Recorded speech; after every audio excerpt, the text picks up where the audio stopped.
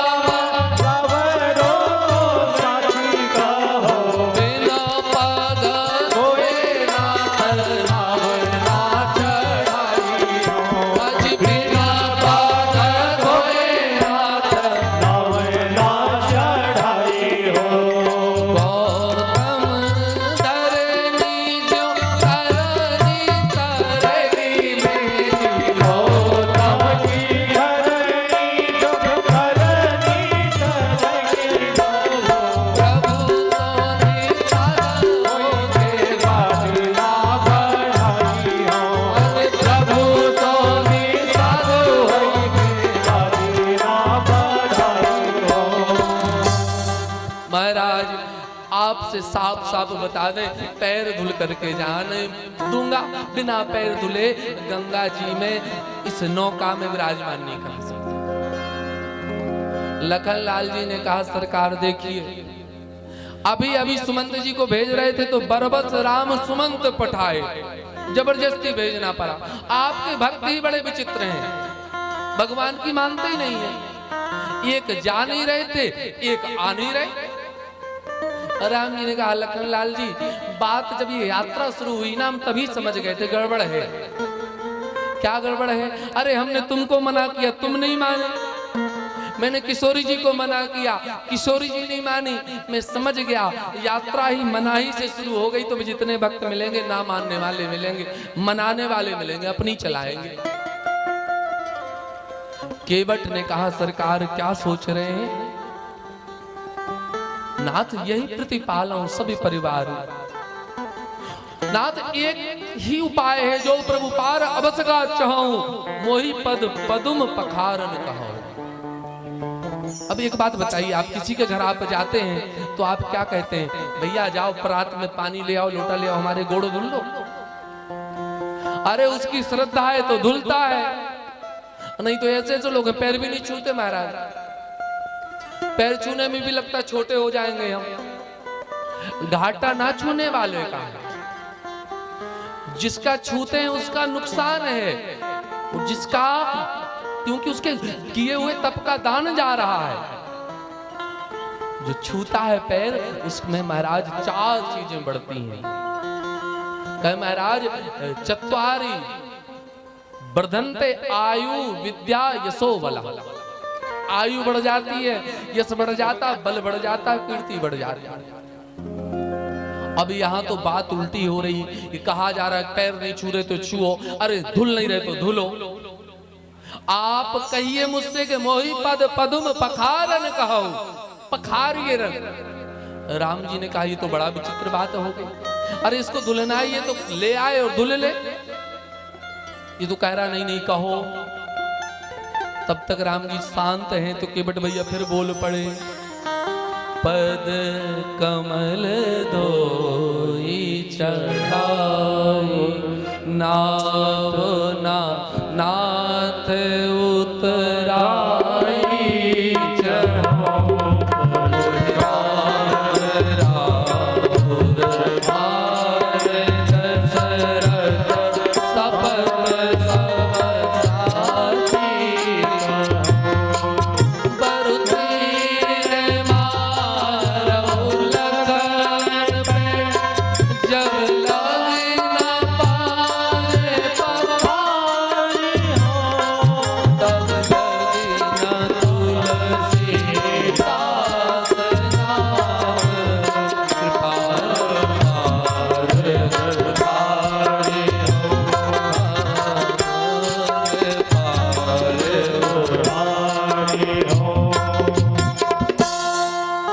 पड़े हैं आप, हम जान रहे हैं। जेब में चुन्नी नहीं लेके आए, दक्षिणा नहीं है तो चिंतित हैं। तो आपको मैं स्पष्ट कर दूं, आपसे मैं नाथ उतराई, मुझे कुछ नहीं चाहिए। और मैं एक प्रतिज्ञा कर रहा हूं, कसम खा रहा हूं। किसकी कसम खा रहा हूं? दशरथ जी की कसम खा रहा हूं। और इतना सुनने की बात कि श्री लखनलाल जी ने धनुष बाण निकाल लिया, मार दूंगा। केवट भैया कहते मारो मारो महाराज, मेरे तो दोनों हाथ में इसमें लड्डू है। अरे जन्म जन्म मुरी जतन कराई, अंत राम कही आवत नाही। आज वही राम जी मेरे सामने, और सामने ही नहीं, मरने के बाद लोग हड्डियां लेके गंगा जी जाते हैं। ऐसी में गंगा के बीच में खड़ा हूं महाराज। अरे मरूंगा हाथ से किसके, जो श्री रघुवीर का प्यारा है। मरूंगा किस जगह, जहां निर्मल गंगा की धारा है। मरूंगा सामने किसके, कि जिनका दास होता हूं। मरूंगा किस खता पर, चरण करुणा निधि के धोता हूं। अरे कोई पूछेगा, अरे बाण लगते तुरंत तो मर नहीं जाऊंगा, आधा अधूरा मरूंगा, लोगों की भीड़ आ जाएगी, लोग पूछेंगे कैसे मर गए, कौन सी गलती की? भैया गलती कुछ नहीं की, राम जी के पैर धो रहे थे तो लखन भैया ने धनुष मार दिया, बाण मार दिया। मुझे कोई बात की चिंता नहीं। अरे अगर इन पाद पंकज पर प्राण खो जाएगा केवट, तो मरकर भी जमाने से अमर हो जाएगा केवट। फिर क्यों ऐसा समय श्रीमान में जाने दूं, क्यों ना जान की जीवन के सन्मुख प्राण जाने दूं। जय हो, जय हो, जय हो। जान की जीवन के सामने प्राण छोड़ूंगा सरकार, इससे अच्छा क्या होगा। लखन लाल जी ने अपना धनुष, अपना बाण अपने पास रख करके यथास्थान विराजमान हो गए महाराज। क्यों? ये जान गए महाराज ये मानने वाला नहीं है। राम जी ने देखा और गोस्वामी जी एक सोरठा लिखते हैं, कहते हैं सुन के बटके में प्रेम लपेटे अटपटे बिहसे करुणा ये चितई चितई जान की लखन तन। व्यास जी ये सोरठा है, सोरठा में दोहे को उल्टा कर दो तो सोरठा हो गया। उसके 3 अक्षर पहले बोलना और बाकी के बाद में ना, लय नहीं बनेगी। कहे महाराज बेह से। अब एक संत कहते हैं अटपटे बहन क्या है? अटपटे बहन यह है कि लोग कसम खाते हैं तो अपने माई बाप की कसम खाते हैं। हम बाबूजी की कसम खा रहे हैं, हम सच बता रहे हैं, हमने पेन नहीं लिया है। ये कसम भी खा रहा है तो राम जी के पिताजी की खा रहा है। अस्तु दूसरा भाव यह है, एक तरफ तो कहता है भगवान मैं कुछ नहीं जानता, यही प्रतिपाल हूं, सब परिवार इसी से मेरा परिवार चलता है, और दूसरी तरफ कहता है नाथ ना उतराई चाहूं। कहता पैसे से घर चलता है और पैसा भी नहीं चाहिए, तो अटपटी वाणी है ना। इस तरह से राम जी और लखन लाल जी और श्री किशोर जी की ओर श्री राम जी मुस्कुराए। मुस्कुराए क्या, ठहाका लगा के हंस दिए, आनंद में आ गए। केवट भैया यही चाहते थे कि राम जी मुस्कुरा दें। गोस्वामी जी कहते हैं कृपा सिंधु बोले मुस्काई, सोई करु जेहि तब गावन जाई। कृपा सिंधु बोले मुस्काई, सोई करु जेहि तब गावन जाई।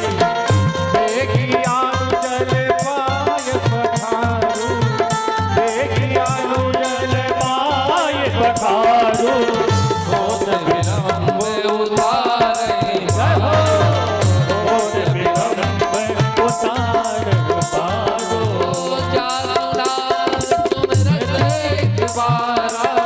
जासु नाम सुमिरत एक बारा, उतरई नर भव सिंधु अपारा। उतरई नर भव सिंधु अपारा। सोई कृपाल के वटहि निहोरा, सोई कृपाल के वटहि निहोरा। जेहि रघुपति हो भगवत थोरा, जेहि रघुपति श्री राम जय राम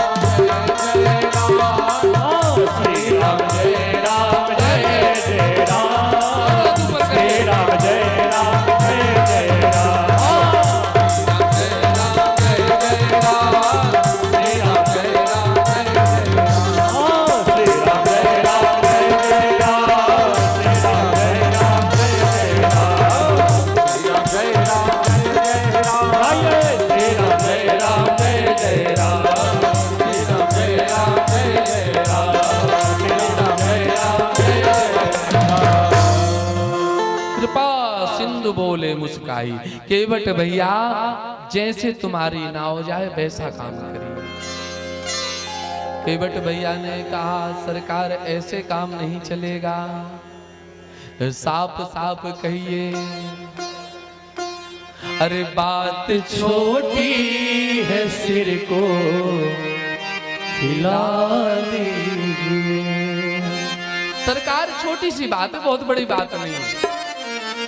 अरे बात छोटी है सिर को हिला दीजिए, बात छोटी है सिर को हिला दीजिए, बात छोटी है सिर को हिला दीजिए, बात छोटी है सिर को हिला लीजिए, बात छोटी है सिर को हिला दीजिए, पाव अपना पाव अपना पाव अपना प्रभु जी दुला दीजिए, पाव अपना प्रभु जी दुला दीजिए, बात छोटी है सिर को हिला दीजिए, बात छोटी है सिर को हिला दीजिए।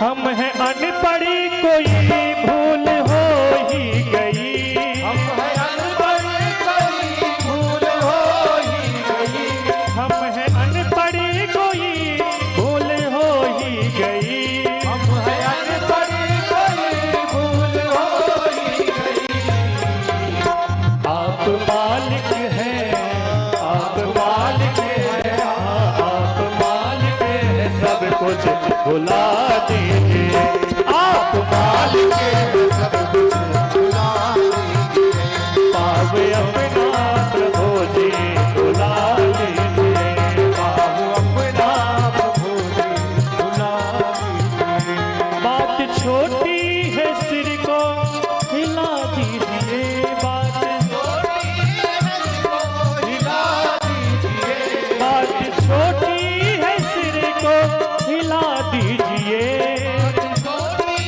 सिर को हिला दीजिए। सभी भक्तों से निवेदन है, आप अपना हाथ ऊपर कीजिए और ताली बजाइए। कहना है बात छोटी है सिर को हिला दीजिए, बात छोटी है सिर को हिला दीजिए, पाव अपना है, पाव अपना प्रभु जी दुला दीजिए, हाँ पाव अपना प्रभु जी दुला दीजिए, हाँ पाव अपना प्रभु जी दुला दीजिए, हाँ पाव अपना प्रभु जी दुला दीजिए। जय हो।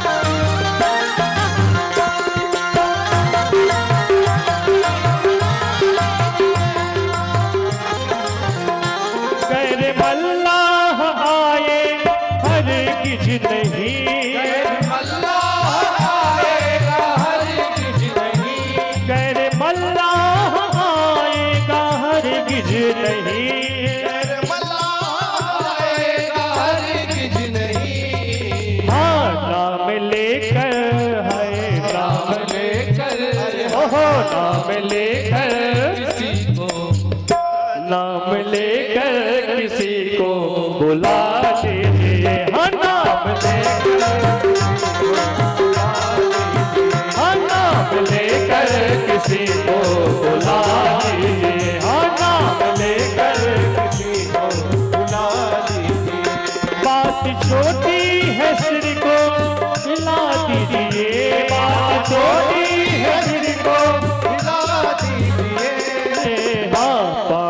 अपना है, पाव अपना प्रभु जी दुला लीजिए, पाव अपना प्रभु जी दुला लीजिए, पाव अपना प्रभु जी दुला लीजिए, हाँ पाव अपना प्रभु जी दुला लीजिए, अपना प्रभु जी दुला, हाँ पाव अपना प्रभु जी दुला लीजिए, अपना प्रभु जी दुला लीजिए, पाव अपना प्रभु जी दुला लीजिए, पाव अपना प्रभु जी, पाव अपना प्रभु जी दुला लीजिए।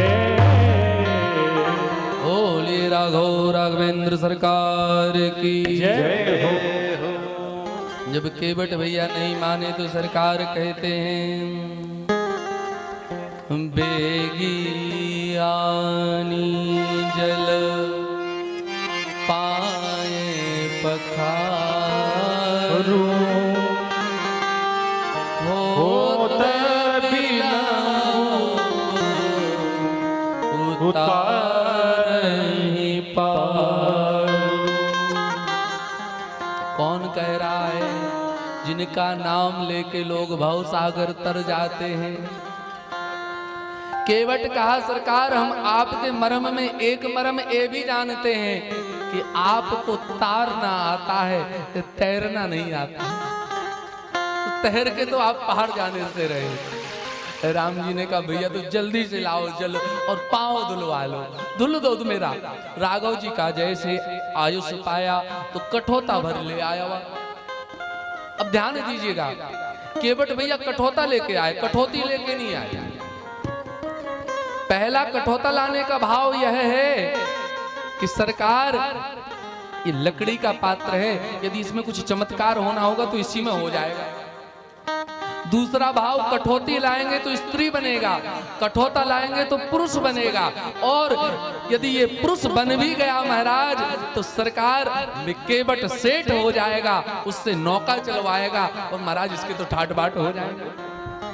दूसरा केवट का भाव यह है, ये कठौता क्या है कि महाराज इसी में हमारे यहाँ पर आटा गूंथा जाता है, आटा लगाया जाता है। नाथ आपका चरणामृत इस कठौते में जब सोख जाएगा और जब जब मेरी धर्मपत्नी मेरी भार्या इसमें आटा लगाएगी तब तब आपके चरणामृत का हमें पान करने को मिलेगा। इसलिए केवट कठौता लेकर के आया और केवट में कठौते में जल लाया और जल लाके श्री राघव राघवेंद्र सरकार के चरणार बिंदों को धोने लगा।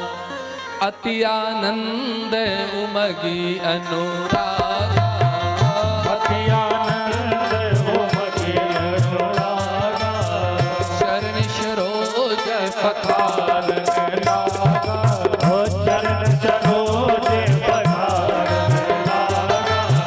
श्री राम जय राम जय राम, श्री राम जय राम जय राम,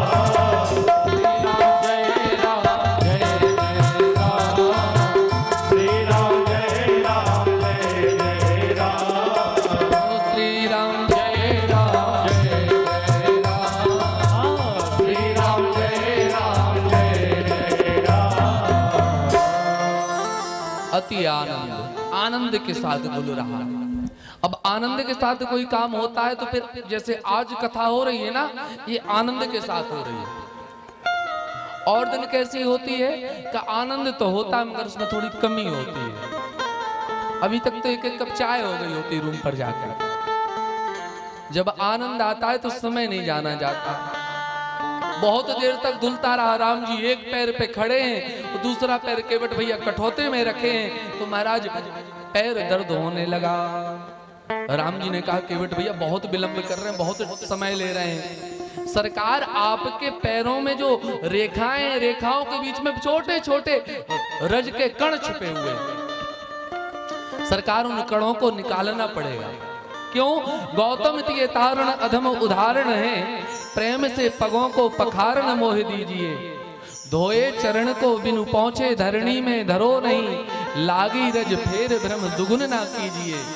रेखन में जड़े कण आते देख देख धो, एक पग पे खड़े नाथ याते न कीजिए, चाहो अवलंब तो विनीत बिनु विलंब किए, नाथ मेरे माथ पर हाथ धर दीजिए।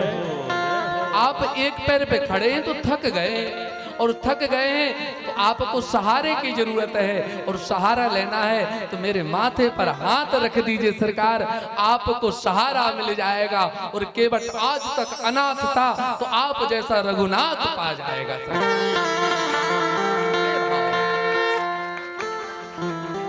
सरकार के चरणार बिंदों को धुला, एक धुला फिर पहुंचा और दूसरा धुला, धुलने के बाद में चरणामृत लिया।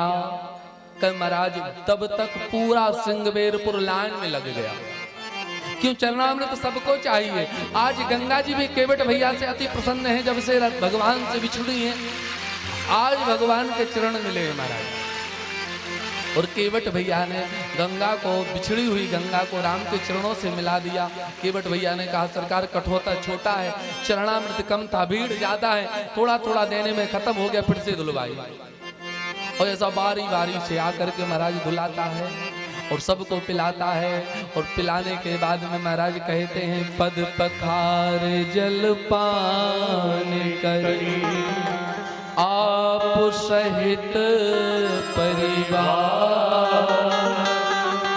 पितर पार करी प्रभई पुनी, मुदित गयो ले पार। पद पखार, चरणों को पखारा, और पखारने के बाद में सरकार को महाराज पहले नहीं पार किया। राम जी से कहा सरकार पहले जो यात्री घाट पर खड़े हैं पहले इनको विदा कर दें नाथ, तब आपको विदा करेंगे।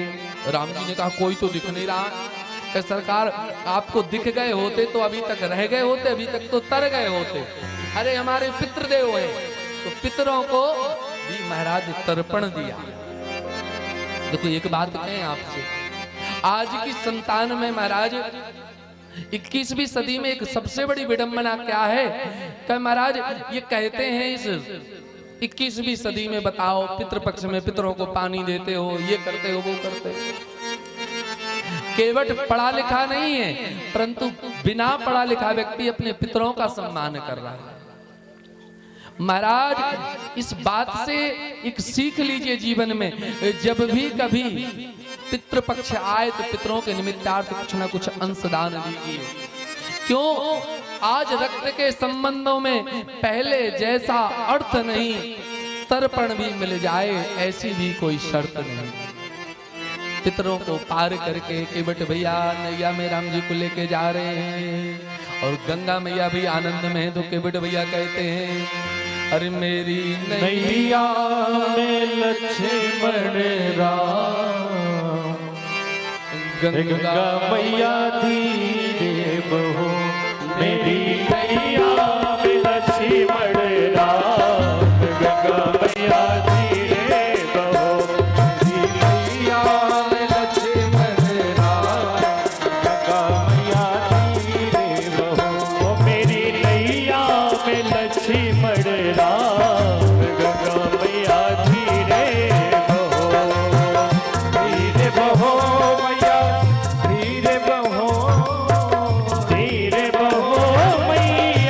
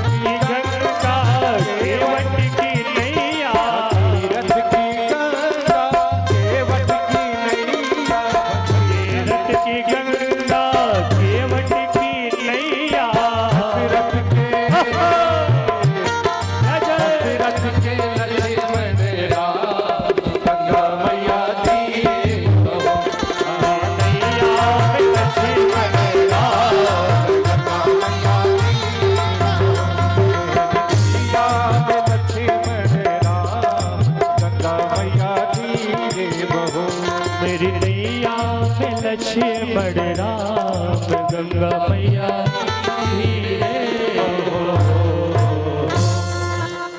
अब राम जी को गंगा उस पार ले गया। केवट उतरे दंडवत कीना, प्रभु सकचे यही कछु नहीं दीना। राम जी सकुचा रहे हैं कि क्या दें, तो श्री केवट भैया ने प्रणाम किया राघव राघवेंद्र सरकार को। जैसे ही प्रणाम किया, प्रभु के संकोच को देख के श्री किशोरी जी ने सोचा कि सरकार आज संकोच में, क्योंकि कुछ देने को नहीं है। और श्री किशोरी जी श्री राघव राघवेंद्र सरकार के हृदय की जानती हैं। पिए हिये की सिए जान निहारी, मन मुद्री मन मुदित उतारी। मुद्रिका उतार करके जैसे केवट भैया को राम जी देने लगे, तैसे कहते हैं महाराज राघव राघवेंद्र सरकार देते हैं। अरे कहे हो कृपाल ले उतराई, केवट चरण गहे केवट भैया राम जी के चरणों को पकड़ लिए। सरकार आपके चरणों का सहारा मिल गया। सरकार अब कुछ नहीं चाहिए नाथ। नाथ आजू में काह न पावा, मिटे दोष दुख दारिद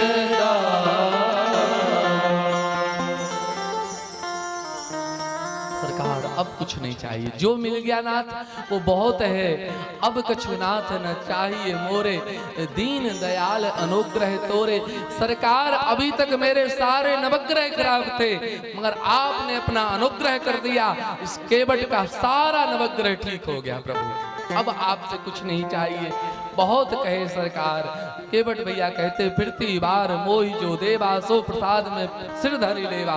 नाथ में आप जब लौटते समय देंगे, उसको माथे पर लगाएंगे। सरकार ने बिना दिए ही सब कुछ दे दिया। कहे महाराज भगति विमल वर दे। सरकार ने भक्ति का वरदान दे करके केवट भैया से विदा ली है। संत कहते हैं राम जी अपने बंदे की खुदबा खुद करते हैं निगरानी, बस आरती इसके बाद। हाँ अब बैठ जाइए। राम जी अपने बंदे की खुदबा खुद करते हैं निगरानी। नया बिस्तर, नया माजा, नया दाना, नया पानी। युगल सरकार जब दिल में हो तो मस्ती दिल में रहती है। किसी की नाव पानी में, यहाँ रेती में चलती है। रेत में भी नाव चला दे वो मेरे राम जी हैं। श्री राघव राघवेंद्र सरकार ने केवट भैया को विदा किया और हम लोग भी श्री राम जी को यहीं पर प्रणाम करते हैं। भरद्वाज